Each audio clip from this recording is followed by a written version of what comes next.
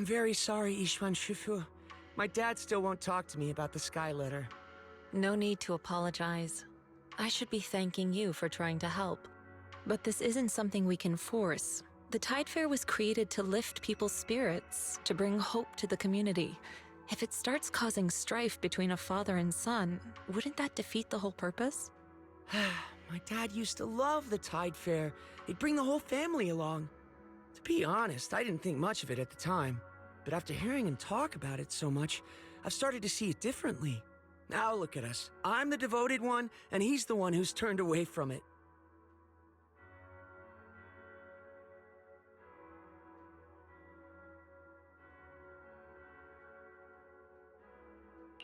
Was the Tidefare always so popular? Maybe this is a good time to share what I know about the Tidefare. The founder of Swabian Temple started traveling the world after leaving Weifei and hasn't returned to Yunkwei Summit since. I've only learned bits and pieces from records that were left behind. Decades ago, mystics from Yunkwei Summit first arrived in Weifei. Back then, the ether currents around the hollows were even more violent than they are now. Families were torn apart. People lost loved ones to the hollows, never to hear from them again. So a mystic created a special kind of paper bird called a sky letter. She had the people of Weifei write messages inside them, words of longing or prayers for family and friends. And then the mystic, armed only with her sword, carried a basket full of sky letters into the hollow and released them with a spell. The thoughts and prayers of Weifei were scattered across the hollow, and strangely enough, the violent tides around the hollow began to calm after that. I can take the story from here. Afterward, the mystics settled down here and built Swabian Temple. People kept releasing sky letters, and the ritual became an annual tradition, the Tidefare. Nowadays, people still write sky letter messages for loved ones lost in the hollow, or blessings for those about to enter it. Then, a mystic at Swabian Temple performs a spell to send the sky letters flying into the hollow on their own. But we never knew the name of that mystic. Everyone just called her the Swabian Temple Shifu. Over time, the name stuck, and people just started calling her Sui Shifu. Yunkwei Summit does have her name on record, but it's possible she just made it up, too. I wouldn't be surprised if she's using a different name now, off wandering who knows where. In any case, I'll find another way to investigate the sky letter. Whether I succeed or not will depend on fate. I believe in my dad. I don't know why he's not talking, but I'm sure he'll come around. This is what everyone in Weifei wants, and what my brother would want too. Your brother? Yeah, I had an older brother. He loved the Tidefare. But 11 years ago, he... forget it. Doesn't really matter now. Anyway, I'll stop bothering you. It's about time for me to head back.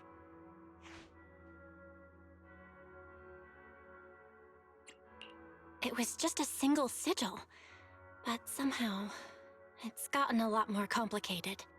You think so? Personally, I feel like we're getting closer to the truth. But don't let it weigh on you. Just focus on what's in front of us. It will be up to fate whether it works out in the end.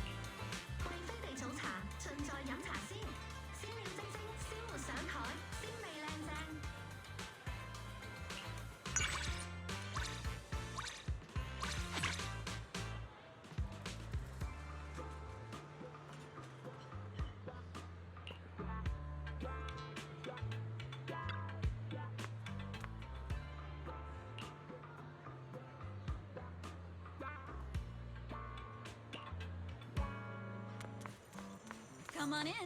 Take a look at the menu. Whether you're